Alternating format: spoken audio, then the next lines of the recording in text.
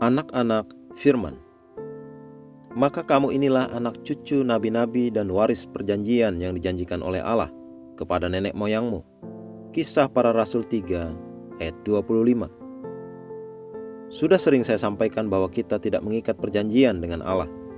Kita adalah buah atau anak dari perjanjian itu. Terikat dalam perjanjian berbeda sekali dari buah dari perjanjian. Cobalah bayangkan seperti ini. Ketika seorang laki-laki menikah dengan seorang perempuan, mereka terikat dalam suatu perjanjian. Ketika mereka mendapatkan anak, anak mereka adalah hasil atau buah dari perjanjian suami istri ini. Bisa kita katakan anak mereka terikat kepada orang tuanya. Jadi hanya pasangan suami istri yang terikat perjanjian satu dengan yang lain. Engkau harus memahami hal ini. Jika tidak, engkau tidak bisa sepenuhnya menikmati berkat dan kemuliaan dalam kekristenan. Jadi pada ayat tema di atas, Petrus berkhotbah kepada orang Yahudi perkara rohani. Dia tidak bermaksud mengatakan mereka keturunan nabi yang berarti lahir dari istri para nabi. Bukan begitu. Yang ia maksud ketika mereka disebutnya anak-anak nabi dan anak perjanjian adalah anak-anak janji atau anak-anak firman, dan itulah diri kita. Rasul Paulus dalam kitab Galatia menulis, Galatia 3 ayat 27-29,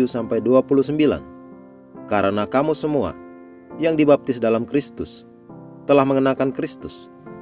Dalam hal ini tidak ada orang Yahudi atau orang Yunani, tidak ada hamba atau orang merdeka, tidak ada laki-laki atau perempuan, karena kamu semua adalah satu di dalam Kristus Yesus.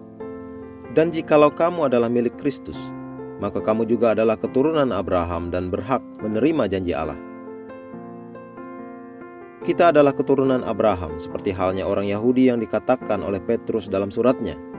Ciptaan baru adalah benih rohani Abraham yang sebenarnya. Kita adalah ahli waris perjanjian. Roma 8 ayat 17 berkata, dan jika kita adalah anak, maka kita juga adalah ahli waris. Maksudnya orang-orang yang berhak menerima janji-janji Allah yang akan menerimanya bersama-sama dengan Kristus. Itulah dirimu, identitasmu. Puji Tuhan.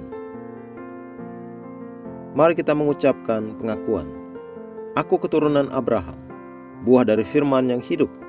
Aku hidup dalam warisan dalam Kristus, ahli waris Allah dan menerimanya bersama-sama Kristus.